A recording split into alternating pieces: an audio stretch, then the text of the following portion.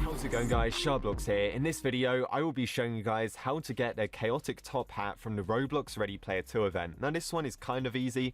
It's not exactly that hard. There is a certain part of the event which is quite hard, but I will show you guys how to do it anyway. And yeah, this is what the top hat looks like. Personally, not my favorite item. It kind of looks like a cereal bowl, like it's got a massive dip in the top hat. I don't really know what's going on, but there you go. If you guys want to get it, go ahead and watch this video. We also get a badge called Meet the Developer. We don't get a shirt, we don't get a pants of this. It's literally just the top hat and the badge, but you can complete the Ready Player 2 event once you've got all of the items. So like I said, the badge is a bit weird. I haven't even met this guy, and you get Meet the Developer badge, so there you go.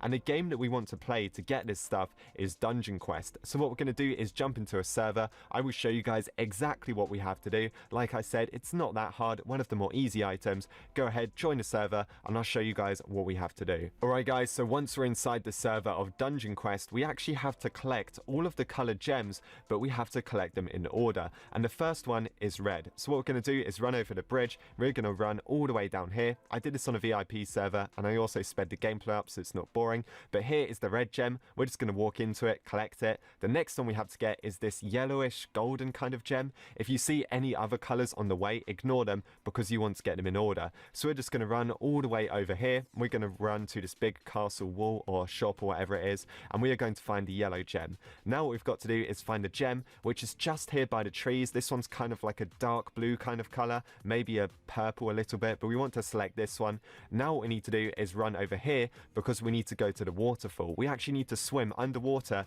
to get the next gem, and this one is a light blue color. So what we're going to do, we're going to jump in the pond, swim underwater, or cyan, whatever you want to call it, and we will find the gem in its little cave hidden underwater. So then we're going to come out, and the next one that we need to get is the white gem. You might have passed this earlier, so just run up here. It should actually be behind a tree, kind of like this grey white kind of gem just hiding. And now what we need to do is swim in the sea because we need to swim over to the island over here next to the massive door, and we actually need to get the purple gem which is just hiding around the corner. So yeah, these gems not too hard to get. As you can see, I got them all fairly quickly. We're going to go ahead and select this one, and now there is one more which is a green gem, and to get the green gem we actually have to do a bit of parkour. That's because we have to run all the way over here to the abandoned cave or abandoned mine, but you're just going to find it just like I did. You maybe zoom in, jump up the rocks, run in here and run through the smoke. Now we're on to the obstacle course. So like I said, I'm going to speed up this gameplay. It's kind of easy. It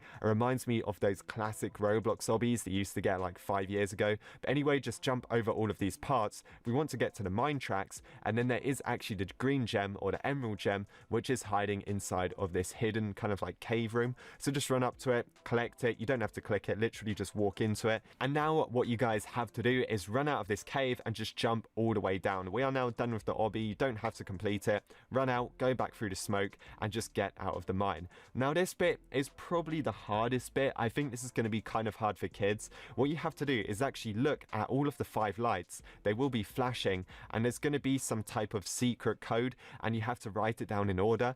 Now how I managed to do this is because I'm not very good at these sort of things. I actually recorded it, so I used my screen recorder and I put circles around each of the lights, and each time they flashed I basically like wrote down the numbers in order. So like I said, it's not exactly easy. What I actually did to do this was bring up a notepad on my screen, and I was able to type it out. So let me show you guys how I did it. So the first lights that flash, there's 2 of them that flash, right?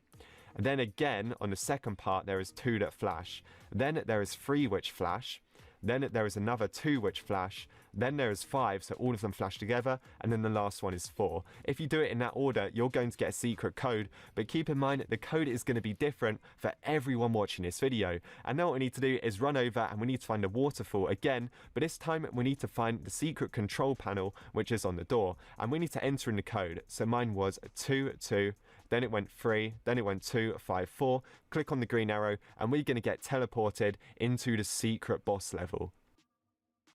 So there you go, you get teleported. Now the timer at the top says 10 minutes, but as soon as you walk through the door, you actually lose health and you lose time as well. So you've got to do this quite fast, right? We've got around 8 minutes to do the mini parkour bit here, which I actually failed on in a second, and we also have to complete a boss. So try and do this as fast as possible. Like I said, it's not that easy. It is a little bit difficult, but once you do the parkour, smash through the energy barrier, number 2, and then we're on to the glitch, which is the boss battle. Now, I'd recommend using Q and E as much as possible. I didn't even use my sword to attack him. Because he's got lasers flying everywhere, I didn't want to get too close. Then he also starts to regen his health using these energy kind of beams at the side, and you've actually got to destroy these energy beam podiums, and once you destroy them, you can go back to fighting him like normal. So yeah, his health will go up and down, and it's actually kind of frustrating, especially because you've got a timer at the top, so you're kind of rushing for time. You know, you're trying to get as much hits on him as possible. You've got 3 lives. As you can see, I just lost a life there, but don't worry too much. Like I said, you have got 3. And if you fail this, so if the timer runs out, you have to do all of the gem stuff and the Morse code stuff again. So it is very frustrating. But what we're going to do is we're actually going to fight this guy again. We're going to use all of the lasers and the force fields, that sort of thing. And there you go. I completed it. I got the badge. That is how you do it. It also comes up saying mission complete, and you get teleported back to the main level. Now, I just want to say, guys, when I first did this, I was so frustrated because I completed it, I defeated the boss. That's why this video is so late, because I did it first time and I never got the prize. So just over on my profile now, make sure you go ahead and check, because Roblox is currently down and it's lagging because so many people are playing it. But if I go to my inventory, accessories and hats, you guys can see I've now got it, chaotic top hat. That is how you do it. If you guys enjoyed this video, make sure to leave a like and subscribe. Turn notifications on so you don't miss any more of these event videos. Thanks so much for watching, and I will see you guys in the next one.